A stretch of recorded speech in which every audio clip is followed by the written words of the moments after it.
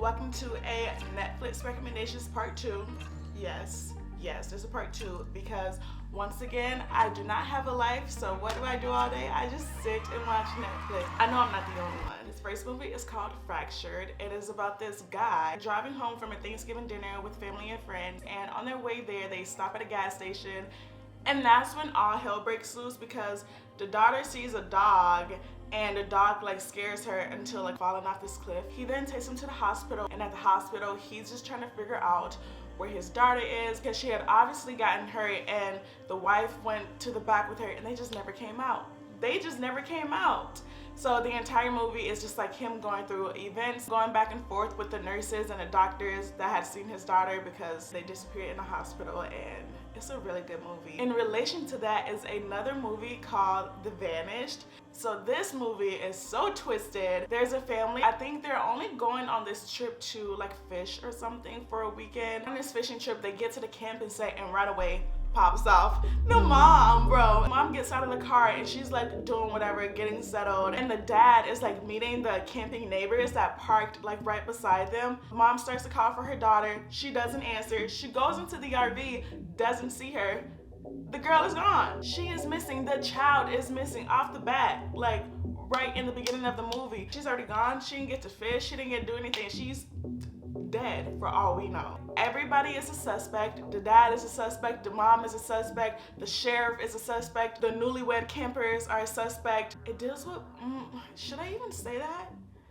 At the end of the day, everybody is a suspect. This is hands down one of the best shows I had ever seen in a really long time. Behind Her Eyes. I'm so mad that it only had 6 episodes. The mess that goes down in this show is just ridiculous. We have the beautiful Louise. She is a single mom. She's a secretary for the psychiatrist named David. David has a wife named Adele. In the beginning of the series, we definitely get a background of Adele's past. She was born extremely wealthy. After her parents died, she went into the system and had to stay at this rehab facility or something. In this facility, she becomes best friends with this guy named Rob. Rob is a recovering drug addict. He has a completely opposite background of what she does. He's just struggled his entire life. They become best friends right away, and throughout their time together, you definitely get the feeling that Rob might sort of have a crush on Adele. He doesn't ever say it, but you can just feel the vibes. Adele also struggles with mental illness due to issues that you will find out once you watch it. If you watch it, you better watch it. Let's go back to Louise. So her and David had met before she even noticed that she was working for him. They met at a bar. They start having an affair. On one account, Louise and David are having an affair. Louise somehow runs into Adele in the neighborhood that her son goes to school at. It's just a coincidence. So they bump into each other and they become friends. All along, Louise knows that Adele is David's wife, but Adele doesn't want David to know that she now has a new friend. So Louise is stuck in the middle of the two of them, and throughout the season, it's just a bunch of weird stuff that is going on. At the end of the day, you should just mind your own business and never befriend your boss's wife. Cecil Hotel. The Cecil Hotel. First of all, I'm such a daredevil that I might actually one day just go to LA. I would just want to visit and walk down the halls of all of my favorite serial killers and where they used to sleep. I think that would just be so amazing. That would be a dream come true. It is about this 19-year-old Canadian that goes missing. Her name is Elisa Lam, I believe. She went on a solo trip to LA just to tour and do all of this touristy stuff by herself. She stays at the Cecil Hotel while she's there. There were several accounts into her not being okay. She had gone off of her medication and she wasn't in communication with her family, and they were getting really worried about her. All of a sudden, Elisa goes missing. Obviously, somebody killed her, right? Somebody killed her.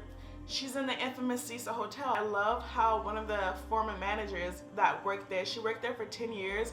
She talks about the Cecil Hotel as if it is a person. It has a mind of its own. Different routes that they took to determine her cause of death, it is sickening. She goes missing. She never leaves the hotel. What the hell happened to this girl, and who did this to her? It is insane. I might be butchering this because I really don't know if you're supposed to pronounce it in French or if it's just English and it's spelled in English, but Lupin, We're just gonna go with Lupin because that's just how it's spelled. There's this guy named Hassan. He's the son of an immigrant. His father, when he was young, was accused of like stealing something from the people that he worked for. Like they were extremely wealthy. He was accused of it, eventually went to prison. Hassan knew all along that his father was never guilty of stealing the necklace from like the people that he worked for. While in prison, his father died. 25 years later, Hassan wanted to get revenge on the Pellegrini family because everybody knew his dad would have never stolen that necklace. So he sets out to basically get revenge by using all of these like hints and different like treasures that are hidden in his book. This man is a genius, bro, because he masters the art of just stealing throughout the entire show, but he's doing it for a great reason, for a great cause, because he wants to expose him for lying and having his father sent to prison for something that he didn't do. This next show is, when I tell you, freaking bananas. Perfume. Right away, there's a woman's body that is found.